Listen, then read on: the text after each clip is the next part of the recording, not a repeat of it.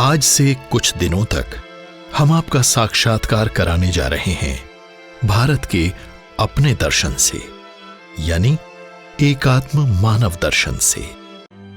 भारतीय संस्कृति के विभिन्न आयामों का कुल जोड़ है एकात्म मानव दर्शन। वो सनातन भारत का आईना है, उसकी विशिष्टताओं का, उसके अध्यात्म का, उसकी कर्मशीलता का, प्रकृति से उसकी एकात्मता का, भारत के अर्थशास्त्र का, उसके समाज शास्त्र का, उसकी विविधता को एक रूपता में पिरोने वाला सूत्र है एकात्म मानव दर्शन।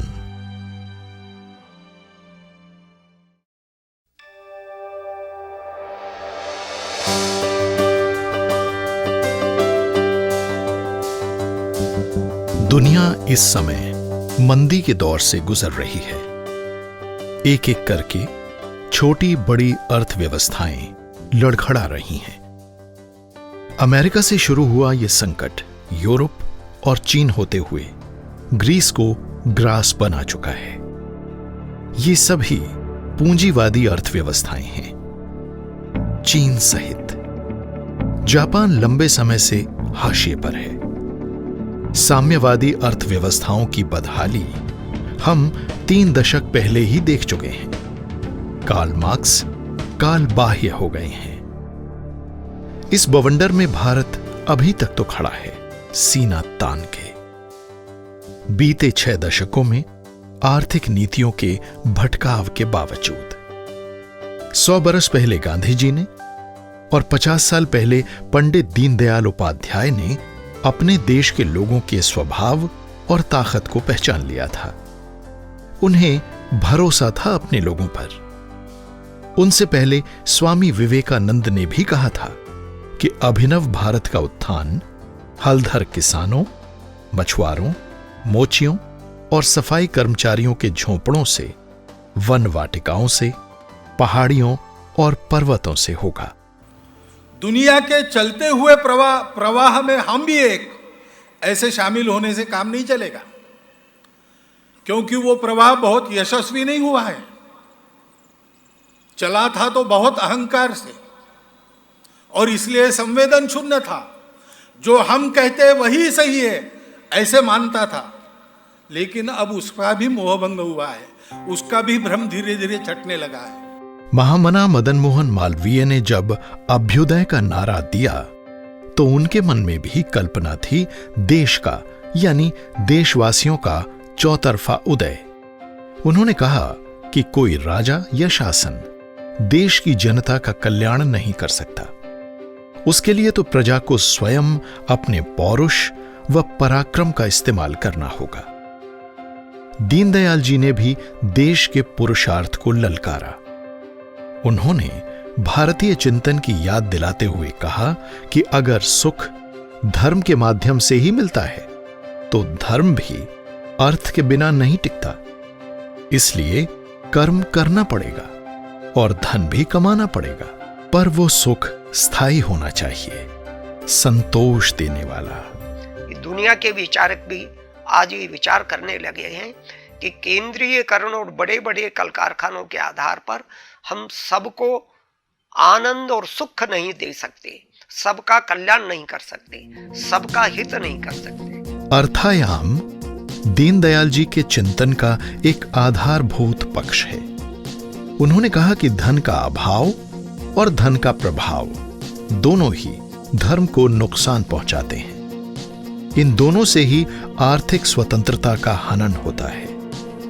दोनों के बीच संतुलन बिठाना किसी भी देश की अर्थव्यवस्था व समाज व्यवस्था के लिए आवश्यक है। लेकिन बाकी दुनिया की तरह भारत में भी आर्थिक विषमता बहुत तेजी से बढ़ी है। दीनदयाल जी ने सबसे कम और सबसे अधिक आमदनी के बीच एक आदर्श अनुपात 1:20 बताया था। लेकिन नेशनल सैंपल सर्वे की ताजा रिपोर्ट के मुताबिक देश में गरीब और अमीर के बीच की खाई तेजी से चौड़ी होती जा रही है। शहरों में यह अनुपात 5 लाख गुना तक पहुंच गया है और यह गंभीर चिंता का विषय है।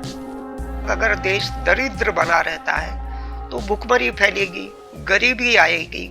ऐसा समाज, ऐसी अर्थव्यवस्था दीनदयाल जी को मान्य नहीं थी। अर्थ का अभाव ये किसी भी देश की किसी भी अर्थव्यवस्था के लिए उचित नहीं है, वो नैतिकता को भी नष्ट करता है। इसके लिए जिम्मेदार है अब तक चल रही आर्थिक सोच व नीतियां और दोषपूर्ण विकास मॉडल। विकास की पूरी अवधारणा जीडीपी यानी सकल घरेलू उत्पाद के माप पर टिकी हुई है। इसमें सेवाओं व वस्तुओं के ज्यादा से ज्यादा उपभोग को ही विकास का मापदंड माना गया है। फ्रांस के तत्कालीन राष्ट्रपति निकोलस सरकोजी ने जीडीपी के मानकों की वास्तविकता के लिए एक कमेटी बनाई, जिसने निष्कर्ष निकाला कि ये मापदंड ही गलत हैं। इनमें मानव के सुख की तो कल्पना ही नहीं है। If deprivations have increased, if people are not able to get medical facilities, if their out-of-pocket expenditure on medical is increasing, and they are forced to sell their land to get themselves treated, what does it mean?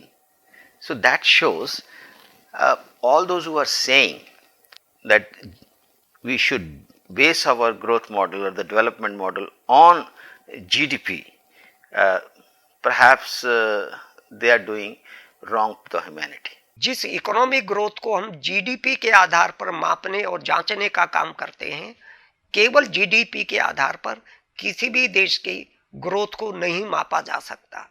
विश्व भर में भी ये स्वीकार करने लगे हैं कि ये जीडीपी आधारित ग्रोथ मॉडल ये समस्याएं ज्यादा खड़ी कर रहा है, समस्याओं का समाधान कम कर रहा है। दीनदयाल जी देश के एक प्रमुख राजनीतिक दल के मुखिया थे। जाहिर है उनके लिए आर्थिक चिंतन बहुत महत्वपूर्ण था। विस्तृत अध्ययन करने के बाद वो इस नतीजे पर पहुंचे कि पश्चिमी अर्थशास्त्र की अपनी सीमाएं हैं।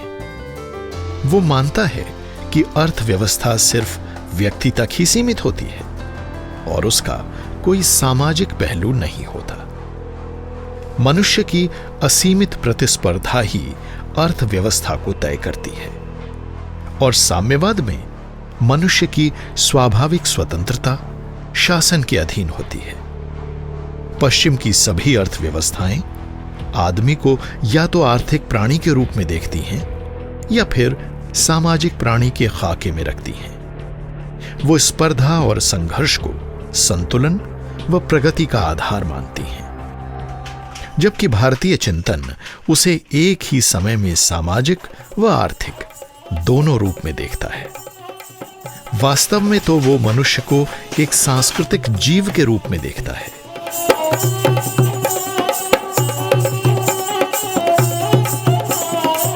इस हमारी दृष्टि को हम समझे, वो चलती है संस्कार, नैतिकता और कर्तव्य बोध के आधार पर, पुस्तकों के आधार पर, थियरीज के आधार पर, कोरे तर्कों के आधार पर नहीं चलती। उसमें सहृदयता होती है, इसलिए वो संस्कार के आधार पर चलती है। दीनदयाल जी ने अपने चिंतन का एक बहुत बड़ा भाग आर्थिक विषयों को ही समर्पित किया। देश भर में घूमकर, गंभीर अध्ययन करके व विदेशी विचारकों के चिंतन का समावेश करके उन्होंने इस विषय पर अपना मत रखा।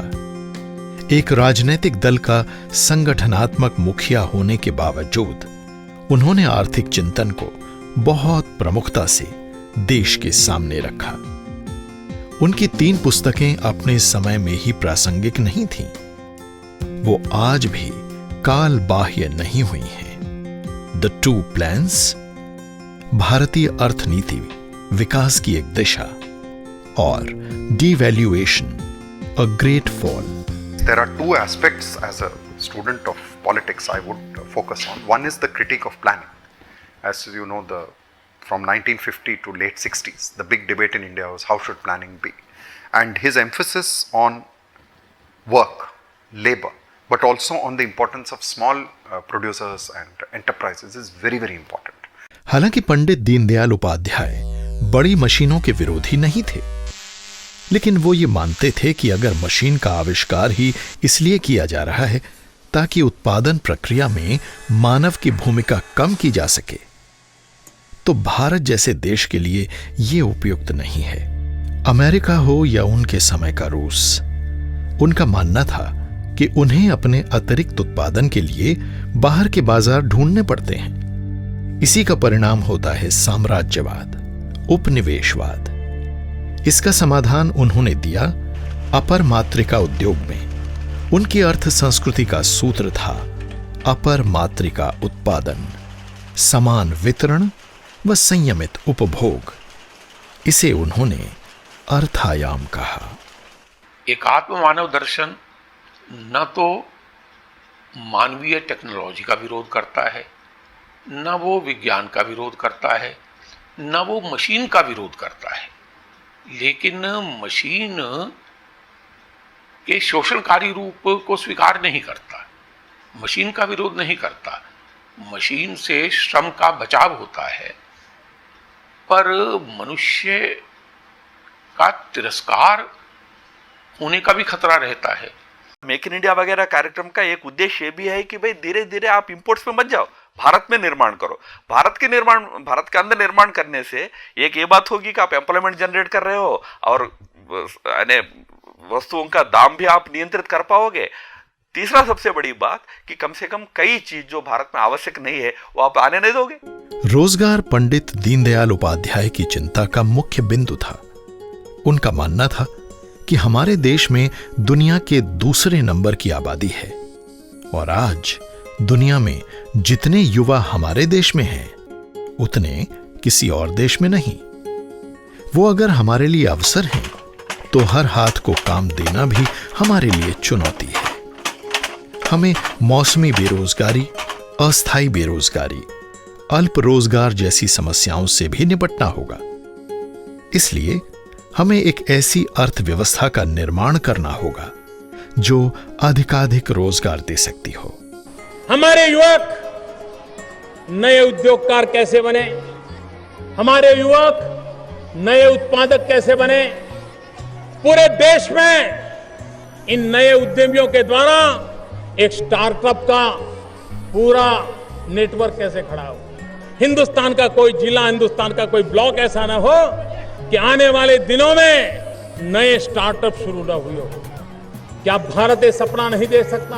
अपने देश के बारे में कहते हैं कि हमारे देश का बड़ा डिविडेंड है यूथ डिविडेंड। इस युवा वर्ग को काम मिले, हर हाथ को काम, जो हमारे विचारधारा के एक महत्वपूर्ण अंग रहा है।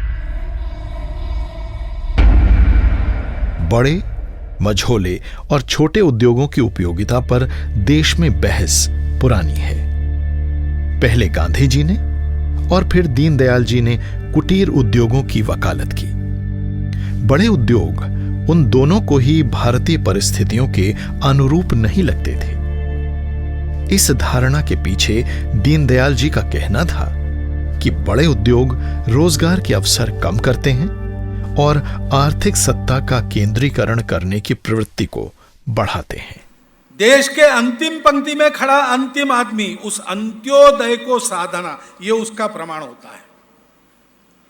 और इसलिए हमको अपनी दृष्टि के आधार पर जो मानक हम बनाएंगे उसमें अपने देश के किसान और कृषि, मजदूर वर्ग, छोटे उद्योग, लघु उद्योग, मध्यम उद्योग, कारीगर और सहकार क्षेत्र, इस पर अधिक ध्यान देना पड़ेगा। वो अपने राष्ट्र के सकल उत्पाद के भी और भावी स्वतंत्र स्वावलंबी मॉडल के भी मुख्य आधार बनने वाले हैं। One added dimension is that at a time when there was very sharp conflict between the state-led model and free market economics, which continues, that will never go away, though the forms have changed, he argued that the corporate organization should behave like a family. So I think these are distinctive features of his economic platform. The critique of planning, the emphasis on agriculture, and the belief that companies should not be run simply for profit, but should take all the people working in it, their interests into account. छोटे उद्योगों के लिए काम करने वालों का कौशल विकास एक महत्वपूर्ण मुद्दा है, लेकिन इस युग में ये कितना संभव और व्यावहारिक रह गया है। अंग्रेजों के आने के बाद से कारीगरों का जो हुनर कहीं पीछे छूट गया था, उसे दोबारा प्रतिष्ठा देनी होगी। तभी हम समाज के हर एक वर्ग के उत्थान के बारे में सोच सकते हैं। छोटे बड़े सभी उद्योगों, काम धंधों के लिए अब वर्तमान आवश्यकताओं के मुताबिक कौशल विकास पर जोर देना होगा। यहाँ पर जो महेश्वर में बुनकर है वो सभी ट्रेंड बुनकर हो गए हैं, क्योंकि गवर्नमेंट के पहले ट्रेनिंग सेंटर भी यहाँ था, तो उससे भी वो सीख करके आए हैं। तो और जो घर में हर किसी के घर में हैंडलूम लगा है, तो वो उनके ऑटोमेटिक वो सीख जाते हैं उसको किस तरह से बना रहा। और यहाँ के कारागिर जो हैं, सभी कारागिर काफ़ी कुशल हैं। जो टेक्निकल मामला है, जो मतलब सीखता है कोई आदमी टेक्निकल तरीके से, उसका तो सिस्टम एक अलग है। वो तो अपने सब हर चीज़ नाप तोल वेट करके करेगा इस काम को। और जो पुश्तैनी है, उनके बाप दादा करते चले आए काम को। अर्थव्यवस्था के छोटे से छोटे पक्ष पर भी उन्होंने बारीकी से ध्यान दिया। जिस तरह भूमिहीन किसानों की समस्या पर उन्होंने विस्तार से टिप्पणी की, उसी तरह उन्होंने शहरों में रेहड़ी पटरी वालों की ओर भी ध्यान दिया। देश भर में ऐसे करोड़ों लोग होंगे। ऐसे असंगठित लोगों के लिए भी स्थानीय निकायों को उपयुक्त नीतियां बनानी चाहिए। समाज के हर वर्ग को आर्थिक गतिविधियों का हिस्सा बनना होगा। उनके लिए छोटे छोटे ऋण की व्यवस्थाएं की जानी चाहिए। जनधन योजना से इस देश के आखिरी व्यक्ति को भारत की अर्थव्यवस्था का अंग बनाया था। वो भारत के समाज का अंग था, पर भारत की अर्थव्यवस्था का वो एक्सक्लूडेड पार्ट था, वो इसका अंग नहीं था। तो हमने उसको अंग बनाया। जिला पंचायत में एक राष्ट्रीय सम विकास योजना चलती थी, उससे फिर हमने उधार पैसा लिया और 2 लाख रुपए उन्होंने हमको उधार दिए और उससे हमने ये करघे फिट कराए। और ये जो लोग काम करने लगे, और तो बैंकों को देखकर भी विश्वास हो गया कि नहीं, ये लोग अच्छा काम कर सकते हैं। विकेंद्रीकरण को दीनदयाल जी अर्थव्यवस्था का केंद्रीय मुद्दा मानते थे। उनके मुताबिक विकेंद्रीकरण से सामाजिक न्याय, स्वदेशी व स्वावलंबन हासिल किया जा सकता है। जहां कच्चा माल उपलब्ध हो, वहां उससे संबंधित उद्योग लगाए जाएं। इससे परिवहन की लागत बचेगी, स्थानीय रोजगार बढ़ेगा। कच्चे माल की उपलब्धता वाले क्षेत्रों में वहां के लोग उसके इस्तेमाल में अधिक संवेदनशील और निपुण भी होते हैं। हम लोग मजदूरों को जो है रॉ मटेरियल देते हैं, और रॉ मटेरियल दे करके उनको डिज़ाइन, कलर कॉम्बिनेशन हम लोग देते हैं, और उसके ऊपर वो लोग बनाते हैं। तो उसके ऊपर उनको मजदूरी के अलावा हमारे द्वारा प्रॉफिट दिया जाता है, जिससे कि वो मजदूर हमारे साथ बना रहे। जहां कच्चा माल मिलता है, वहीं छोटे छोटे उद्योग स्थापित होना चाहिए। स्थानीय आवश्यकताओं की पूर्ति वही कर दे, तो फिर ट्रांसपोर्ट की कॉस्ट बच जाएगी, आने जाने में जो समय खर्च होता है वो बच जाएगा। वहीं के स्थानीय लोगों को स्थानीय दृष्टि से रोजगार भी मिल जाएगा, वहां उपलब्ध संसाधनों का उपयोग भी हो जाएगा।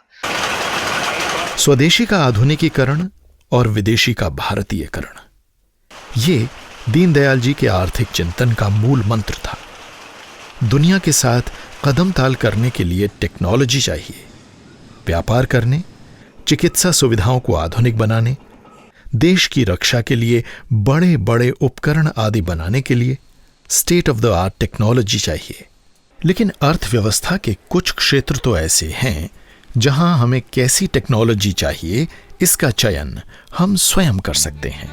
टेक्नोलॉजी यस, पर mad race for technological development is not allowed. वो टेक्नोलॉजी जो मानव के लिए उपयोगी है, सस्टेनेबल कंजम्पशन के लिए उपयोगी है, वो जरूर चाहिए। टेक्नोलॉजी तो उपकरण है जिससे सारे कार्य होते हैं। तो ऐसा थोड़ी है, आखिर बैलगाड़ी भी तो उपकरण है, चरखा भी तो उपकरण है, और आप जब विमान में जाते हैं वो भी एक उपकरण है। लेकिन कब और कितना और कहाँ, इसका विवेक रखना पड़ेगा। आज हमारे यहाँ हर चीज़ हो रहा है। आप देखिए, लीवर ट्रांसप्लांट हो रहा है, हार्ट ट्रांसप्लांट हो रहे हैं, जॉइंट रिप्लेसमेंट सर्जरीज हो रहे हैं, लैप्रोस्कोपी बड़े बड़े सर्जरीज हो रहे हैं, इंडोस्कोप द्वारा बड़े बड़े सर्जरीज हो रहे हैं।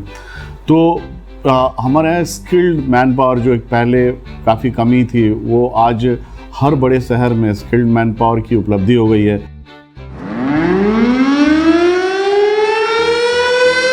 देश के आम शिल्पी और कारीगर की उपेक्षा करने वाले औद्योगिकरण को दीनदयाल जी अलोकतांत्रिक मानते थे।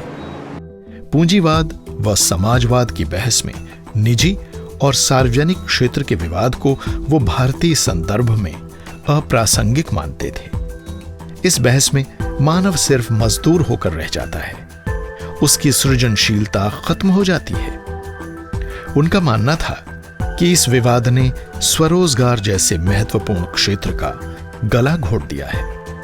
इसे उन्होंने राष्ट्रीय सेक्टर कहा था। उनका कहना था कि इसे mass production by the masses for the masses के माध्यम से पुष्ट किया जा सकता है। इसके लिए पूंजी की जरूरत होती है। विकास में और उत्पादन में सबकी साझेदारी भी होना चाहिए और सबकी भागीदारी भी होना चाहिए। ये तभी होगा जब आम जरूरत की वस्तुओं का उत्पादन सब मिलकर करेंगे और सामान्य जनता के लिए उत्पन्न करेंगे।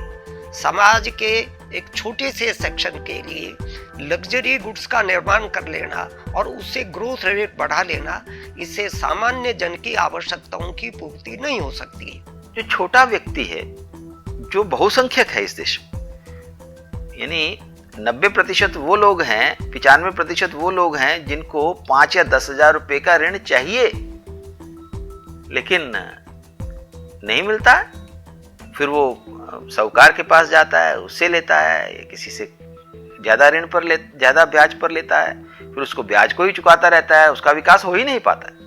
दीनदयाल जी इस बात से सहमत नहीं थे कि छोटे उद्योग आर्थिक रूप से लाभकारी नहीं होते। बड़े उद्योगों के किफायती होने की बात को वो एक भ्रम मानते थे। वो मानते थे कि छोटे उद्योगों के मुकाबले बड़े उद्योगों को मिलने वाली सुविधाओं के कारण ये किफायत आती है, जबकि सच्चाई तो ये है कि इनपुट लागत कम और ज्यादा आउटपुट से अधिक लाभ कमाया जा सकता है और छोटे उद्योगों में मालिक की सीधी रुचि के माध्यम से ये संभव हो सकता है। वर्तमान में ज्यादा इनपुट से ज्यादा आउटपुट हो रहा है। इसके कारण से दुनिया में संसाधनों की कमी आ गई है। इसलिए भारत की परंपरा में उत्पादन की मितव्ययी प्रक्रिया थी, कम इनपुट से ज्यादा आउटपुट प्राप्त करना। उस दिशा में देश को नए चैलेंज स्वीकार करने पड़ेगी, नई व्यवस्थाओं का विकास करना पड़ेगा। आपकी टेक्नोलॉजी, आपकी यांत्रिकी ये दूसरे प्रकार की होगी। उसमें कम सामग्री लगे, उसमें कम ऊर्जा लगे, तो एक नई विधि low energy and low resources, small resources, और इसलिए स्वाभाविक है उसके लिए पूंजी की भी कम आवश्यकता पड़ेगी। तो from high energy, high capital and high resources, natural resources, large resources, उसके स्थान पर आपको क्या आएगा? Low energy, low capital and minimum resources. क्योंकि दीनदयाल जी का संपूर्ण चिंतन समग्रतावादी था, अर्थ उसका एक हिस्सा होना ही था, लेकिन इस पर उन्होंने विशेष जोर दिया। हालांकि वो मानव जीवन को निपट आर्थिक दृष्टि से देखने के पक्ष में भी नहीं थे। इसके एक सामाजिक पक्ष पर भी उन्होंने पूरा ध्यान दिया। वो था परिवार व्यवस्था के कारण देश में बचत का स्तर बहुत ऊंचा होना। दुनिया के बाकी देशों के मुकाबले भारत में बचत की दर काफी ज्यादा है। सबसे ज्यादा आज बचत वाला देश अगर कोई है तो वो भारत है। भारत के विकास के लिए भारत की पूंजी पर निर्भरता जितनी है, वो उसके बाद उसमें विदेशी पूंजी पर उसकी निर्भरता कम क्यों है? वो इसलिए है कि भारत में हर वर्ष पूंजी निर्माण विश्व में किसी अन्य देश के मुकाबले में ज्यादा हो रहा है। और कुल बचत में भी देश की महिलाओं का योगदान इस देश की विशिष्टता है। वो स्वभावगत है, और जब महिलाएं ही इसे संचालित भी करें तो इसमें एक नया आयाम जुड़ जाता है। पिछले 2 दशकों में महिलाओं की अपनी निर्णय लेने की क्षमता बढ़ी है। मतलब पहले ये परिस्थिति थी कि अगर कोई कपड़ा जेवर बाजार जाके लेना है तो वो निर्णय तो महिला स्वयं कर लेती थी, लेकिन फाइनेंशियल डिसीजंस महिलाएं स्वयं नहीं करती थी। दीनदयाल जी ने जीवन के हर एक पहलू को दूरगामी दृष्टि से देखा। औद्योगिकरण से होने वाले शहरीकरण को भी, और उससे पैदा होने वाली विभिन्न समस्याओं को भी। आवास, यातायात, पीने के पानी, बिजली आदि की समस्याओं सबकी ओर उन्होंने ध्यान खींचा। लेकिन शहरीकरण अब एक वास्तविकता बन चुका है। दुनिया के बाकी हिस्सों की तरह भारत में भी शहरीकरण से निपटना जरूरी हो गया है।